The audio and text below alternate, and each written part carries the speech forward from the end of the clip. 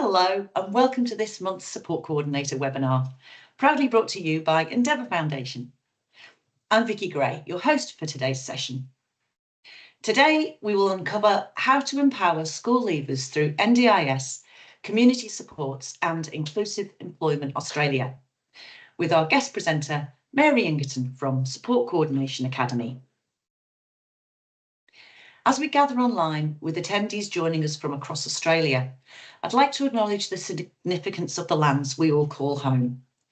If you'd like to honour the traditional custodians of the lands you're logging in from, feel free to share their name in the chat. I'd like to begin by acknowledging the Gubbi Gubbi people, traditional custodians of the land on which I'm hosting from today. In the spirit of reconciliation, Endeavour Foundation acknowledges the traditional custodians of country throughout Australia and their connections to land, sea and community. We pay our respect to their elders, past and present, and extend that respect to all Aboriginal and Torres Strait Islander peoples today. Now, a quick note on housekeeping. Your microphones and cameras will stay off, but we'd love for you to join the discussion in the chat. If you have any questions for our presenters, pop them in the Q&A section and we'll answer them after the presentation. You'll also find a link to our privacy policy in the chat, so feel free to reach out if you have any questions about that. As mentioned earlier, during this webinar, we'll delve into how to empower school leavers through NDIS, community supports and Inclusive Employment Australia. Our presenter today is Mary Ingerton from Support Coordination Academy. But before handing you over to Mary, it's my pleasure to introduce you to Ian Charlton. Ian is our National Relationship Manager for Inclusive Employment Australia. With 18 years in employment services, he's passionate about helping people reach their goals and showing employers the benefits of hiring people with disability. Over to you, Ian. Awesome. Thanks, Vicky.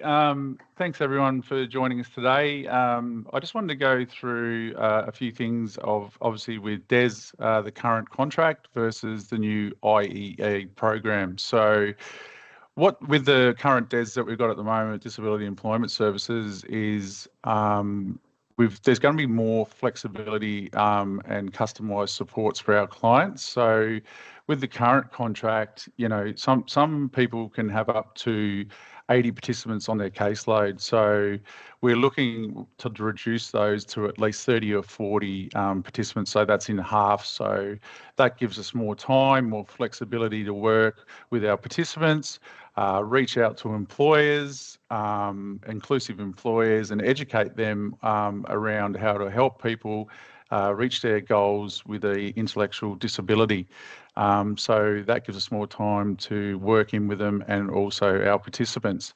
There's also, at the moment, we're going to introduce some different levels of servicing. So obviously at individuals, there can be an intensity level, or there can be a flexible level. So it's more choice for the participant as well.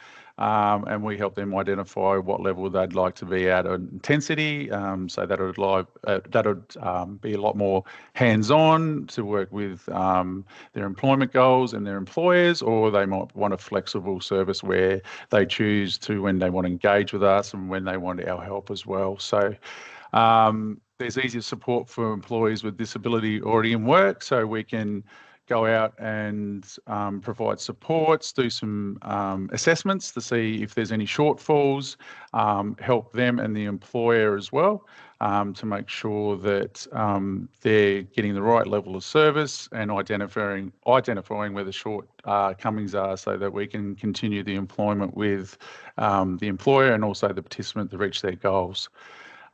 There's a greater choice and control in the client service provider at the moment, and with the new program coming in, they can choose who their provider is instead of sort of being put into with the provider that where Centrelink, they'll just choose and go, well, you're going to this provider, so that they can now choose who they go to. And with the job plans at the moment, it's a very generic, well, you do this, this, this, and this. But with the new program, they get to choose what they want to do and create that job plan with us at Endeavour as well. So great opportunity to change that, and it's more control for them and their plan and their goals. Eligibility is not tied to income support payments anymore, as we're at the moment in DES, you have to be on a payment, some sort of Centrelink payment. They've abolished that now, which is great. So you don't have to be on a payment to access the services. So that opens up a lot more access for people to be able to use the services, which is really great. Also expanding access. So at the current DES, you have to have a capacity when they get an assessment of 8 hours, at least 8 hours, to be able to be eligible to join the program. That is no longer. So if you're under a benchmark of 8 hours, you can actually, access the services, which then opens up a lot of opportunity for different participants as well. So that's a positive. No 2-year period of service limit. So at the moment, once you've been in the program for 2 years, you have to be exited from the program, and you have to go off and get an assessment and be referred back. And that can take time to get those assessments done, and then the participant loses motivation and sort of then weans back off the program. So that is no longer, that just rolls over and continues now, which is really great, so that we can continue the service and work with our participants a lot longer without any interruption. So that's another great benefit to the new program. On to the next one, if that's okay. So supporting the school leavers beyond the October cliff. So that's working in with the schools. So what happens is, obviously, students with intellectual disability often finish school in October, is where their other counterparts will continue on and do their year 12 exams, etc. So our role is to reach out to the schools before that happens, and working with the schools to get these participants signed up with us. So to keep that motivation going with the participant, and some of the impacts, if that doesn't take place, they lose routine and school support. So when they're not at school, they lose routine and fall into that trap, I guess, of just sitting around the house, etc. Parents are forced to adjust their work care roles, so they feel a little bit deflated and feel that they have to do extra additional supports to keep their children motivated. And also financial strain from reduced income as well. So they might have to take time off work to be able to assist them and take them, out to employers, etc.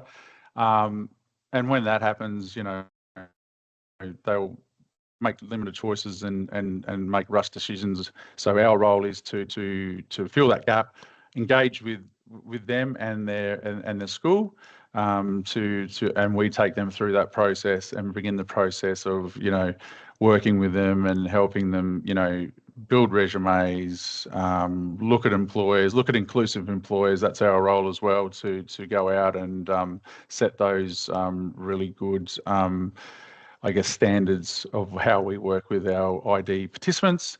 And also we can do some work experience as well to assess and see what the shortfalls are and how we can work together. So some great things there.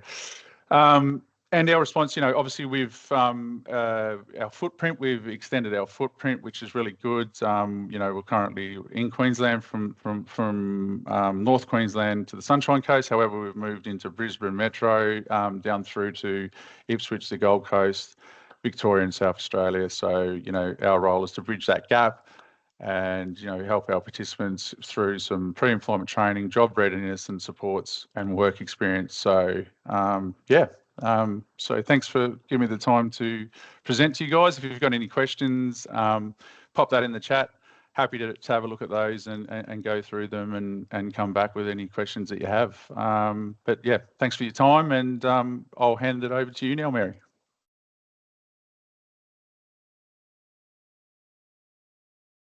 Hi, everyone, and thanks very much. That was just awesome. I really love the way that you explained the difference from the old program to the new program and what the added value is and the benefits.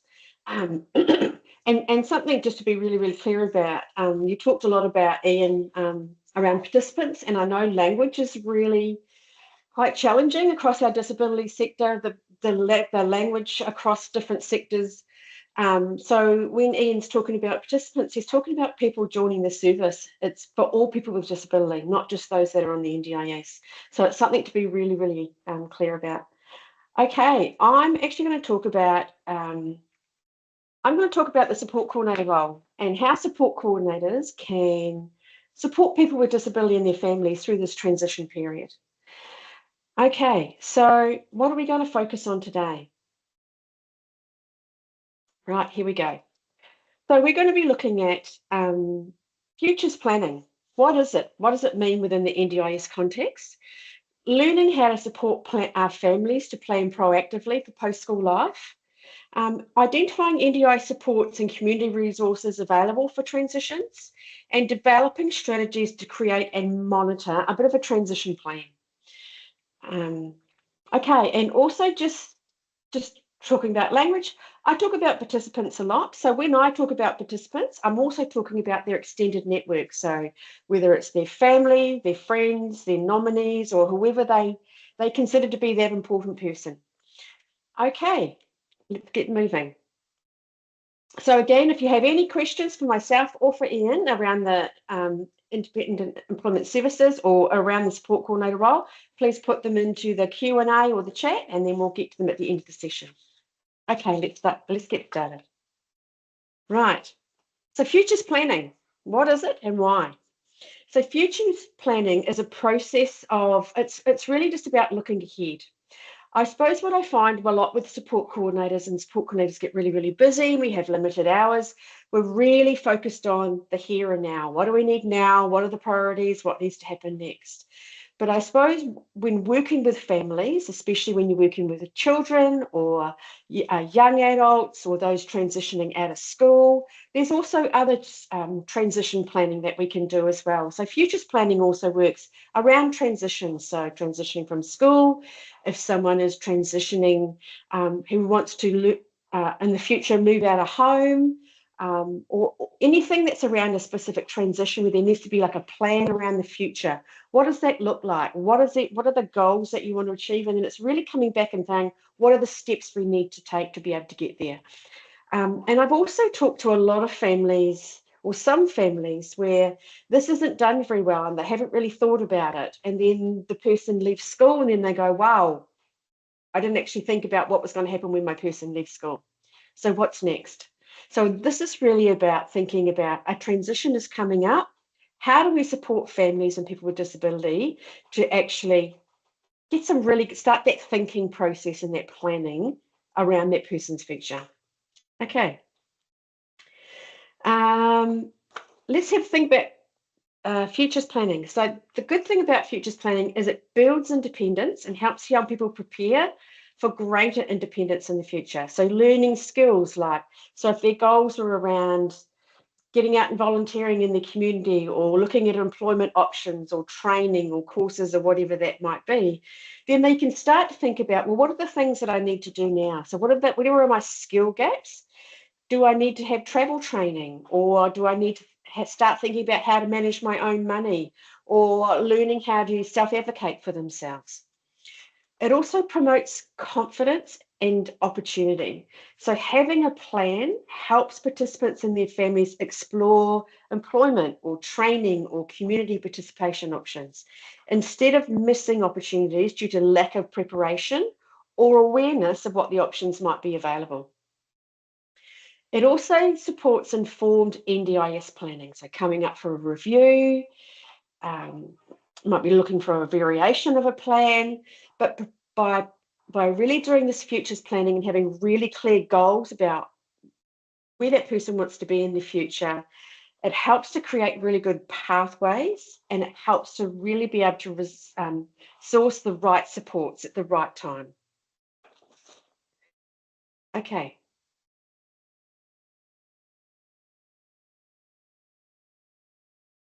Remember to use the PowerPoint slides. Okay, let's have a look at what the family's roles are. So families have a really important role in relation to visioning. So families help create a picture of what life after school could look like, whether it could be work, study, friendships, community connections, independent living. They really help that person to have that vision. They're also very good at the encouragement. So they provide motivation, they help to identify strengths and celebrate progress. They work in partnership. So families work alongside the support coordinator, their schools, their providers, their therapy team to ensure that the young person is linked into the right supports at the right time. And they're also that safety net or a safeguard. Families balance aspirations with realistic safeguards. So ensuring that the young person can take positive risks while at the same time remaining supported. Okay, and families look different to everyone. Family could be a traditional family unit, they could be extended families, they could be friends, really strong, connected, informal support networks. So families can mean a broad, quite a broad concept. Okay. So let's have a look at the roles of a support coordinator. So a support coordinator's role is to guide and educate. So explaining why it's a really good thing to start thinking about the future. What is it? What is futures planning and why is it really important? Helping families and participants to understand the options available through NDIS funded supports, mainstream services or community supports within their local community. Support coordinators also provide resources to support some of that informed decision making. So they build family and participant capacity. Remembering support coordination is a capacity building role. So they encourage families to think beyond the immediate needs, and that's what I was talking about earlier. These are the person's immediate needs, but imagining what long-term goals for independence or training or community life could look like. Empowering participants to have a voice around their interests and their aspirations, so their plan actually reflects their choices, and coaching families on navigating those NDIS processes. So do we need a plan variation? Is it coming up for a review? Do we need a full reassessment because their support needs have changed? And helping families to prepare evidence for those planning meetings. Support coordinators also coordinate and link in supports. So they connect young people and their families with appropriate providers, such as job coaches or allied health, so psychologists, OTs, speech therapists, or community programs that might be available. They assist in selecting providers that align with the participants' goals and aspirations. So they could be supported employment or open employment pathways, like the programs that Ian's just been talking about. They also ensure services are individualised and not a one-size-fits-all approach. So support coordinators work with the families to really drill down and understand, well, what are their goals? What do they look like? What would need to happen? What supports will they need? How do these person's goals, how are they unique to this person's? And what are those supports that they're going to need to be able to support them to achieve them? They also develop and document a transition plan. So I've talked to some support coordinators about there's so much stuff that we already do. How can we do transition plans on top of this? It's not about an extra job. It's about thinking when a transition stage is coming up, forward thinking and not just thinking about today. So you're working with a family with a young person, might be in year 10 or year 11. Their intention is to leave school in year 12, or their intention might be to leave school in year 10. Forward planning with that family about what are your ideas around when this person leaves school. Okay. So it's working with the families, or there are other professionals out there that all they do is futures planning, long-term, short-term, medium-term and long-term planning. So helping them to map out what are the short-term goals, what are the medium-term goals and the long-term goals. And you can do this through the planning that you're already doing. You could develop a specific action plan that really focuses on just that transition period. But clarifying what supports are required and when what NDIS funded supports are required, what supports are available in the mainstream services, or what's available in the further community. So it's really about looking at a holistic focus around what that person might be able to access. And support coordinators also monitor, review, and revise, and they do that every single day within their jobs. So again, just like any other plans that we put in place, we support families and the participant to track progress against the plan. So how are you going around in relation to volunteering or accessing some volunteering opportunities?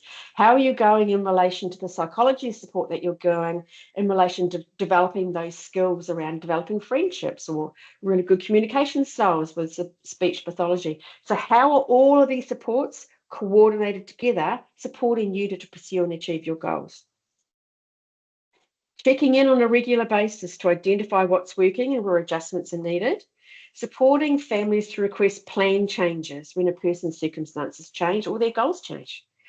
And keeping the focus on capacity building, so building skills, confidence, and increased independence over time.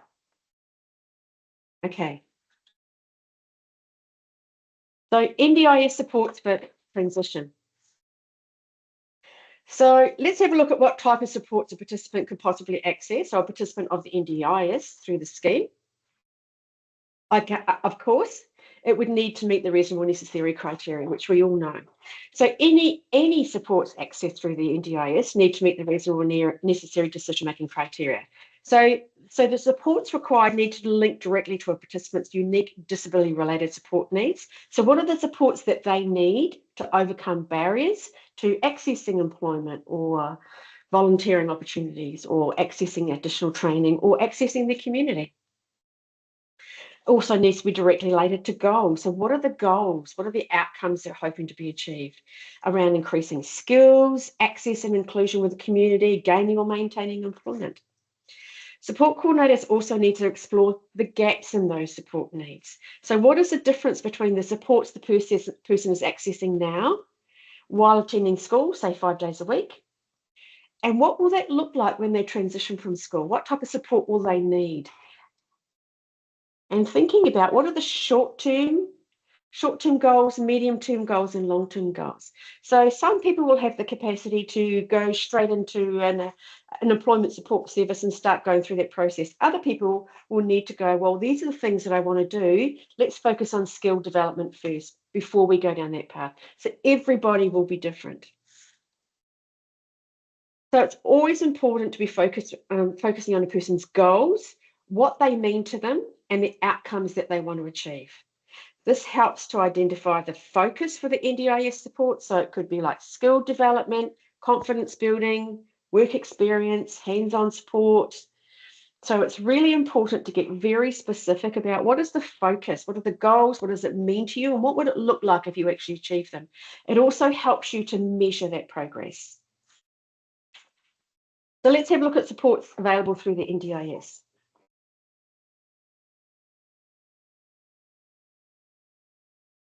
Okay, employment assistance or capacity building supports. So the purpose of these supports are to help participants explore their work potential, gain confidence, and prepare for meaningful employment. So this support is available as a young person leaves school, changes jobs, or builds a career. So it could include things like work discovery, so exploring what work means and identifying suitable job types, work experience or job trials, foundational skills like building communication, problem solving, time management, and self-confidence. Designing a role around a participant's abilities or employer connections, and even removing barriers like addressing challenges. So it could be around, you might be working with someone who has a psychosocial impairment and they might have very high anxiety. So building skills development around strategies to manage emotions or dealing with the public or addressing some challenges around gaining employment. Supports in employment or core funding. So to provide ongoing and hands-on assistance to people with moderate to high support needs so they can maintain employment. So it could be like on-the-job training, so like learning daily tasks or repetitive tasks for the support worker. Job prompts and routines, so structured supports like developing checklists or reminders or adaptive processes. Behaviour support strategies to manage disability-related needs in the workplace.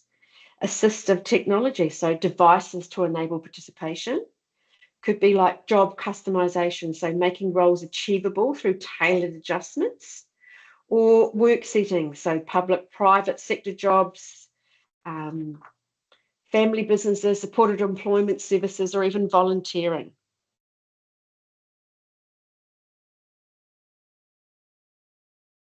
Okay, so school leaver employment supports. Excuse me. So these are around preparing young people, usually over a 2-year period, to transition from school to employment.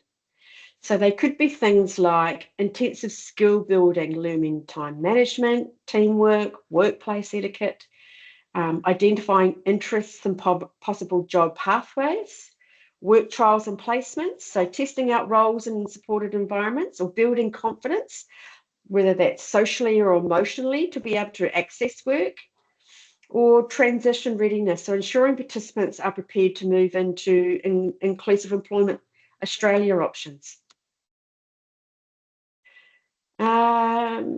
Okay, further education and training supports. So these are around helping participants to access study at TAFE or university or through apprenticeships. So they could mean things like personal care during classes or placements, assistive technology for study and mobility across settings, transport contributions when public transport isn't an option, or training for staff or employers to understand participant needs. Okay. Community participation supports.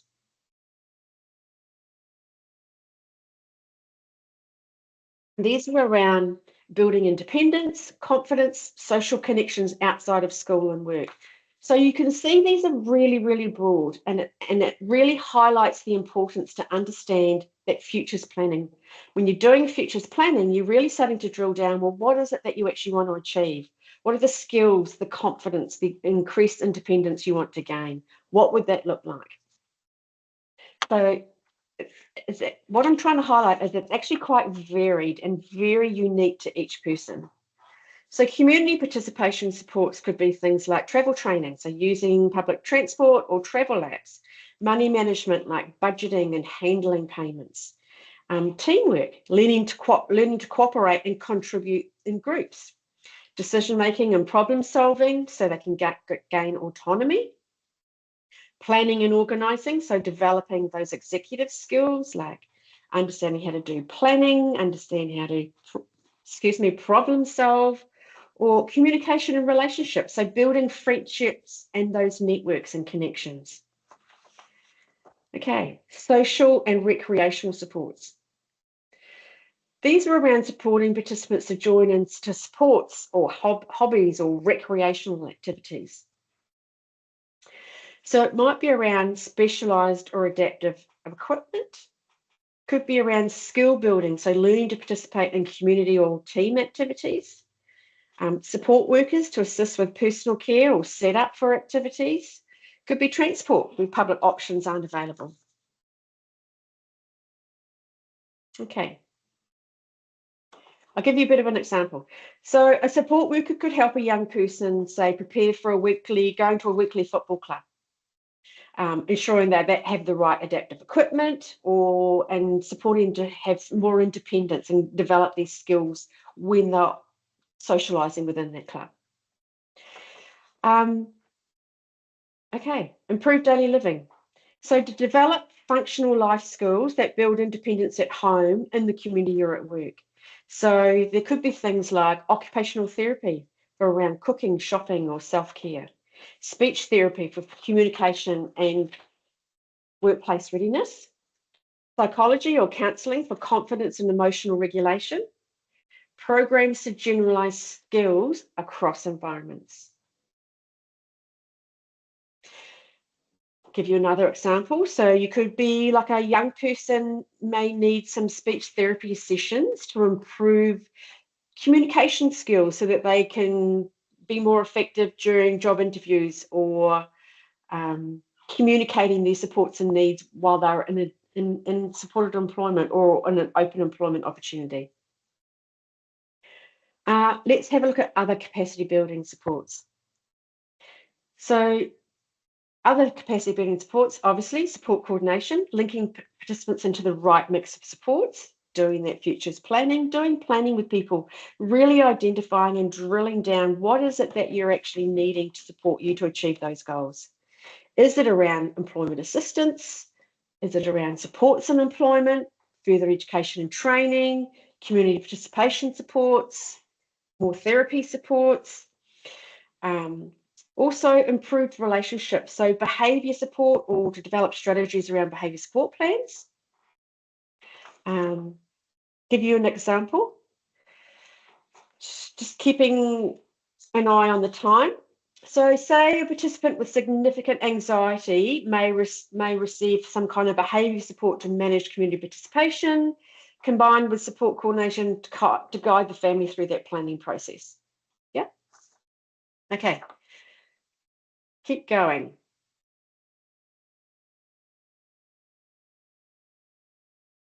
Let's have a look at transition plans.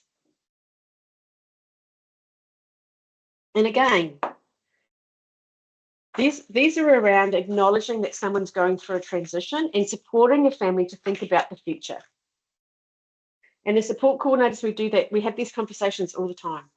When we were reviewing plans, when we're coming up for a review, the practice that I like to do is even if a person has a support plan for an NDIS plan for 2 or 3 years, every year at the end of each year or the anniversary of that plan, we go through that planning process. What worked, what didn't work, what would you like to work on next? Okay, so creating transition, so strategies to create and monitor a transition plan. So best transition plans are always person-centered, so built around the young person's voice. They're collaborative, so they involve who's involved in that person's support network. So they involving the schools, employment providers, if necessary, families, anyone else that's part of that person's support network, or community organisations that might be able to add some value. They're always practical and flexible. So they have clear milestones. So what are the outcomes that you want to achieve and what is the time frame that you want to achieve that within? And always being flexible for change. People's lives change, people's ideas change based on their experiences. Also reviewing and monitoring. There needs to be part of the process.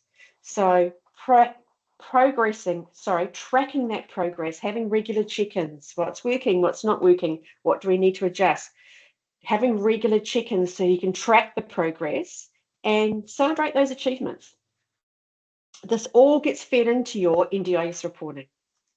Okay, so the idea around, check my slide, the idea around transition planning is to start early and build a shared vision. So engage with the families while the young person's still at school. So have those visioning conversations. So asking the young person and their family about what are your long-term hopes? Where would you like to see your person within 5 years' time? Within the next 6 months, within a year, within 2 years? Getting them to actually think about what would that actually look like and then helping them to vision what that might look like. Linking in some resources, for example, NDIS website has tools like Let's Talk About Work booklet and school leaver employment goals worksheets. There's resources out there. So actually getting out there and doing some research around what resources might actually help families to actually think about the future. And framing the plan around both aspirational. So what's aspirational? What are their dreams and wishes and aspirations, but also what's practical? So balancing those dreams with achievable steps, breaking that down into achievable smaller goals to reach the overall goal. Mapping out the stages and timelines. So breaking the transition into short, medium, and longer term goals.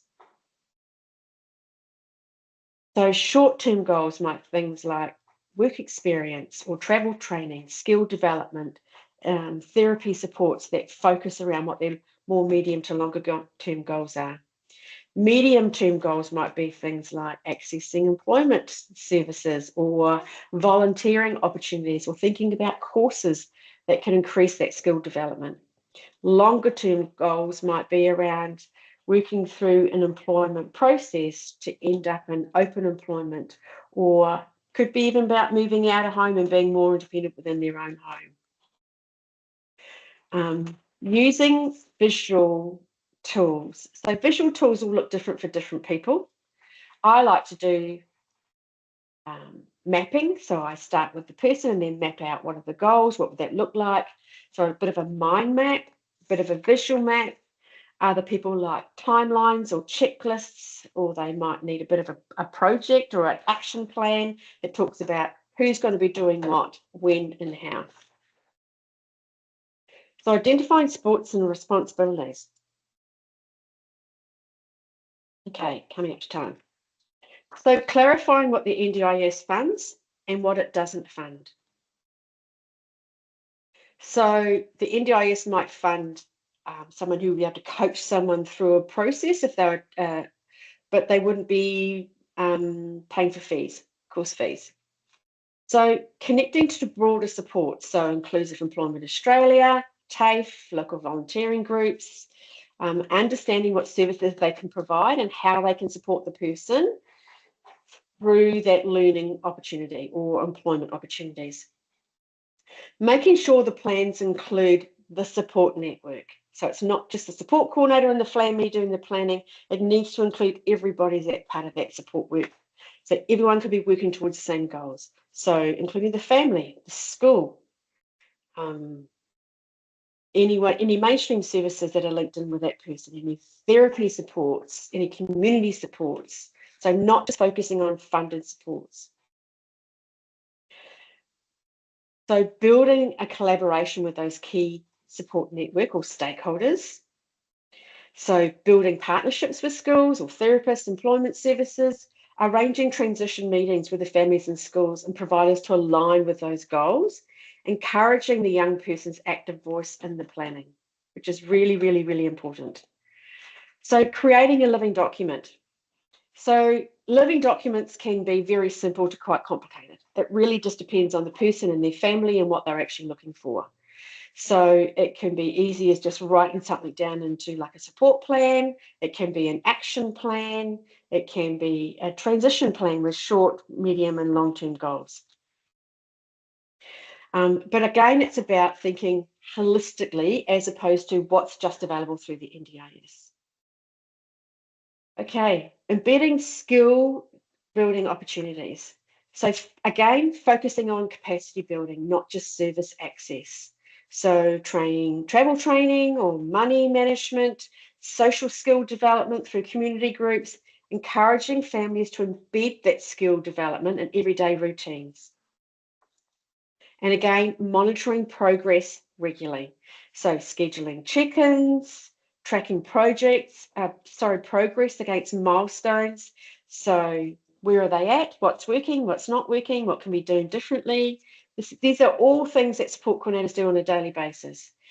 Okay, and then reviewing and revising the plan. So revisiting the plan at other key milestones or at key life points. So end of the school year, start of a new job, start of a new plan. Adjusting those supports and goals to meet the changes and needs, encouraging families to celebrate those achievements and update those goals and aspirations. And then lastly, helping families gather evidence for their NDIS planning. So it's reports, assessments based on their goals and their unique disability-related support needs. Providing evidence around those reasonable and necessary supports linked to that person's transition plan. And guiding families through those plan variations. So if they need extra or additional supports. Okay, hopefully that's making sense. We are going to move on to we're right on time, so a Q&A session. So I'm going to have a look at the Q&A. Yeah, load. Okay, just going to try that again. It's just loading. Reload. Okay, it's just loaded.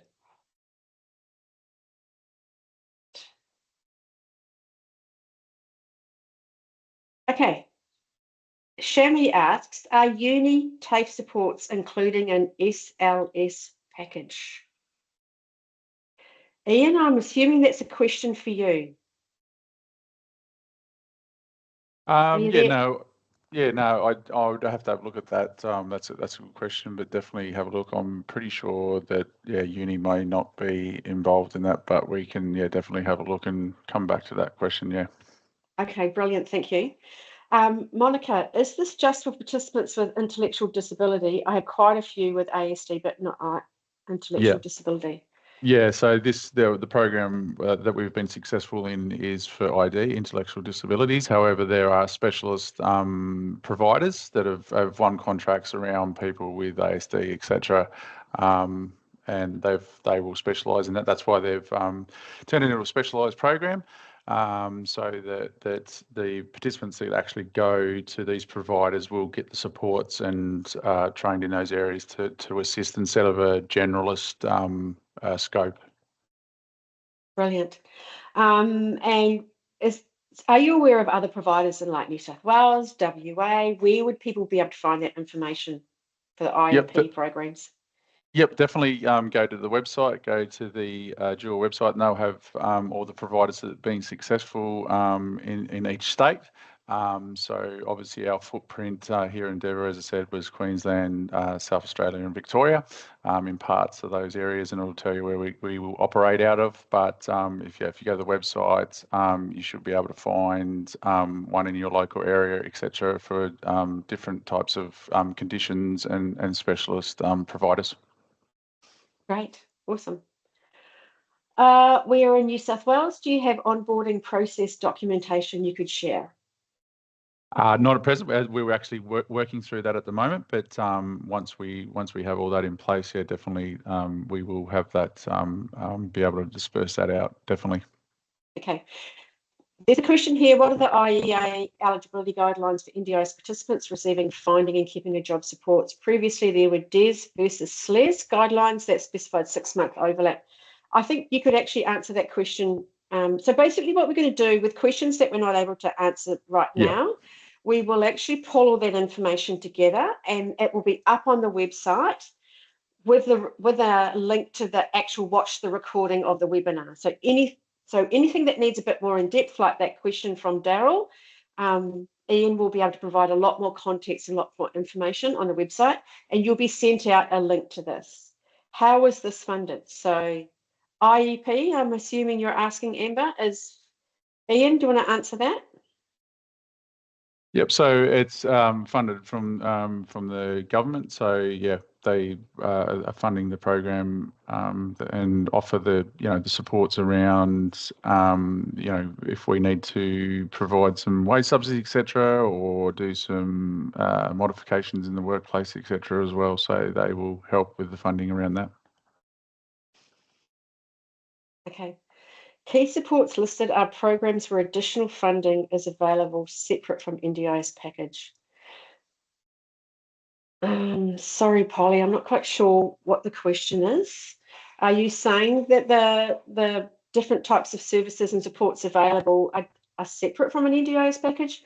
So IEP is funded by government, so that's completely separate. Anybody with a disability, if you're working with someone with a disability in the community service or anything like that, Ian can provide more information around that. What I was talking about is that for participants of the NDIS, there are so much variety of supports that people can access.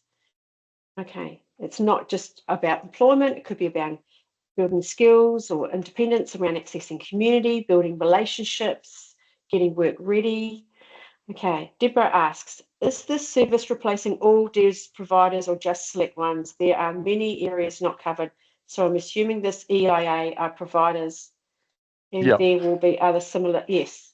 Yeah. Go, So Ian. definitely. No, it's replacing the Disability Employment Services Program, and we'll start on the 1st of November. So, just for a bit of context, in the Disability Employment Services Program, there was over 170 providers, and that's been cut back to around 80, 75 to 80, so over half, to provide a better quality service around that, and that's why they've done the specialist providers as well, so that those people get the supports that they want instead of being just generalist and all put into the same bucket and miss out on that intensive support for employment. Great. There's another question from Polly, so I think you'll be able to answer that one as well, Ian. Kat asks, is there an example of the living document that can be shared? Kat, not really. A living document can, it really just does depend on the person that you're doing with it or the family that you're doing it. Sometimes they're very, very simple. So they could be really simple about, this is where I'm at now. These are my goals. These are supports that I need to be able to pursue, overcome barriers and achieve these goals. Excuse me. This is where I want to be. So it really, first of all, it's around the process. So the planning process, starting that conversation around what does the future look like for you? We're coming up to a transition stage. You'll be leaving school. What would you like to do when you leave school? What would that look like? What kind of, would you like to increase your skills? Are you going to need to increase independence? Will you need more therapy support? So it's really about thinking about that visioning and starting to have conversations around what the future would look like. And you can document that in a number of ways. I like to use action plans because action plans really are the outcome of that planning. So that you have those conversations, you gather information, you break it down and think what that would look like. So it's really thinking about, where do you want to be? What are the goals? What are the outcomes? What would that look like if you achieve that goal? And then coming back to, well, what are the supports that we would need? What's the length of period, or what are the things that we need to be putting in place? More achievable steps about how to get there. It can be quite intensive or it can be actually quite simple. So a living document just means that it's continuous. You continuously add to it as things change, and then it's really flexible so you can adjust it all the time. Hopefully that's helpful. Okay, okay.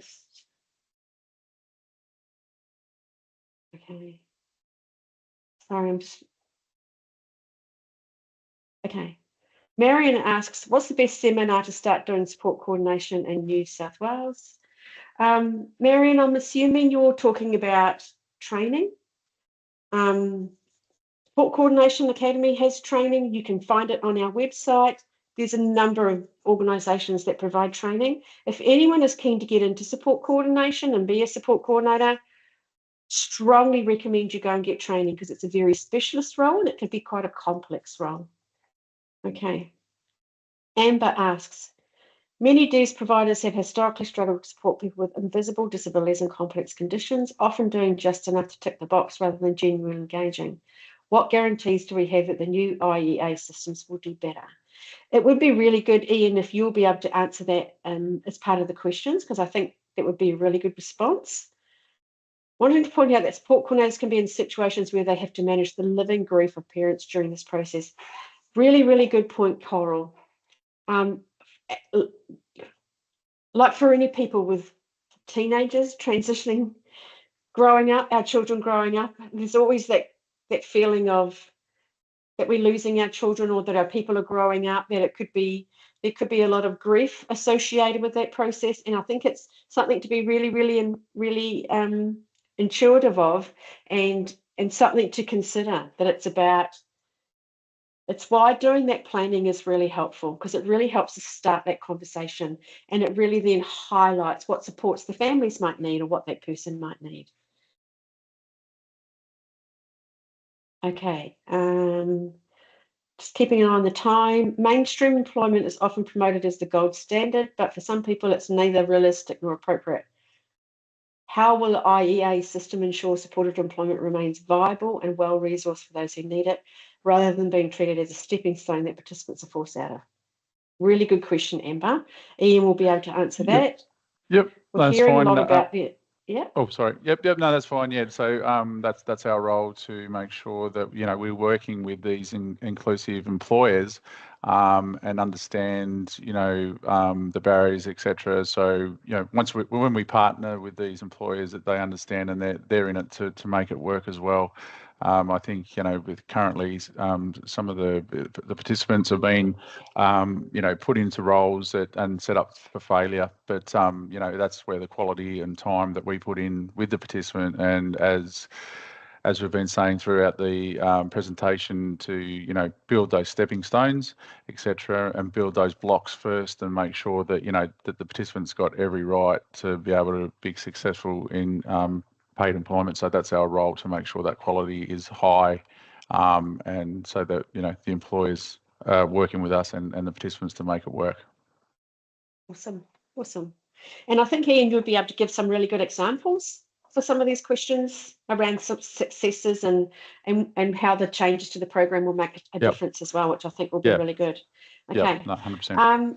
We're hearing a lot about the important role of support coordinators will need to play in transition planning. It's not just about these are. I suppose what I'm trying to get at is that support coordinators often, right, Amber, reduced hours, minimal hours, only get time to really focus on what's happening now and what's happening within the next 6 months or within a plan, that kind of thing. What I'm trying to highlight is that there's also a need to stop and think about, there's a transition coming out. How can I link this person into an organisation that can do some transition planning with them? Or how can we need to be starting to have conversations. So it's really about just opening up opportunities for people to have these conversations. At the same time, NDIS plans are cutting SERs and are shifting towards a navigator model. Navigator model, we're still like a couple of years away from that. We're still trying to suss out what that looks like.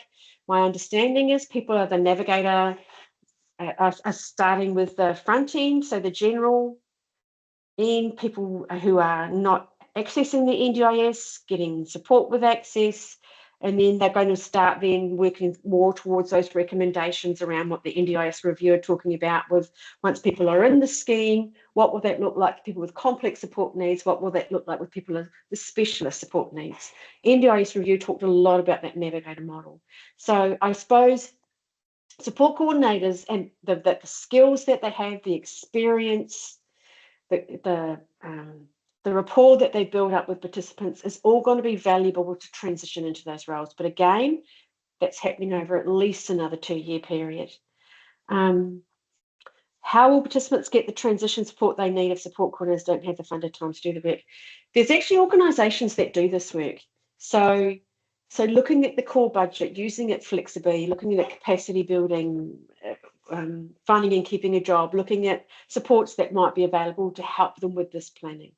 But again, the planning doesn't need to be highly complex. It's around conversations that we have with families every single day. Okay, what are some good resources to help my participants plan out a roadmap and help them and their families create goals and plans for leaving school and going into the next steps of life? Really good question, Max. I think doing some research on the internet around transition planning, some resources, person-centered planning. There's some really good training around person-centered planning that you can access. And it's really just about thinking around, how do we start those conversations? How do we document what we're talking about? How do we actually then break that down into more achievable steps? Okay. Any recommendations to support school leavers when planners ignore the fact that they are leaving school and will need to be funded for transition supports?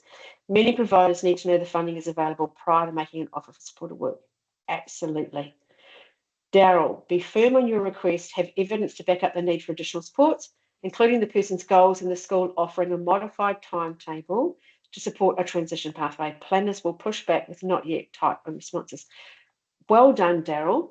Being proactive, being really, really clear about what that transition plan looks like. Where are we working towards? What are the goals? Short term, medium term, long term?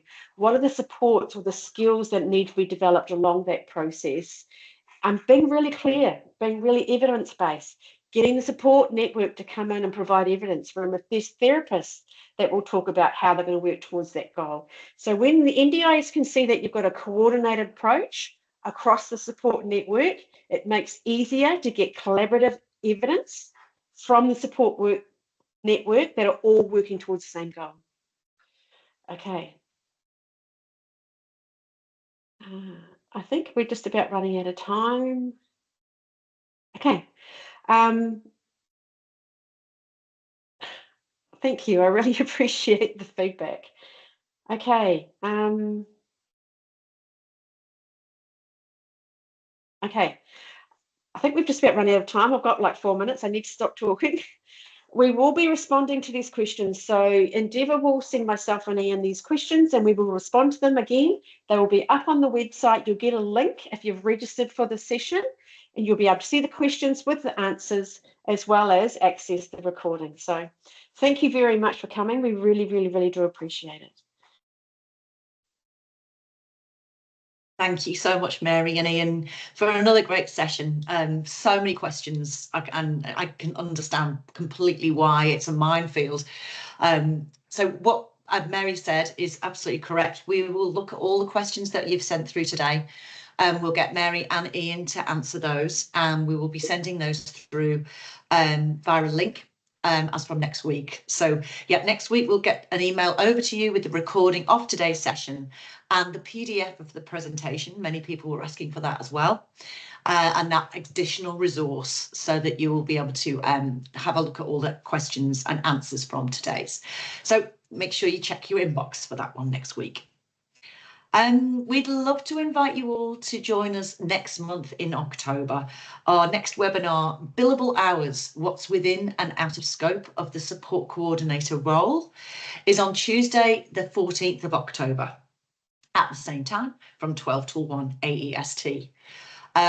Also, just before we go, we've shared the link to all our webinar recordings on YouTube in the link, in the chat, sorry.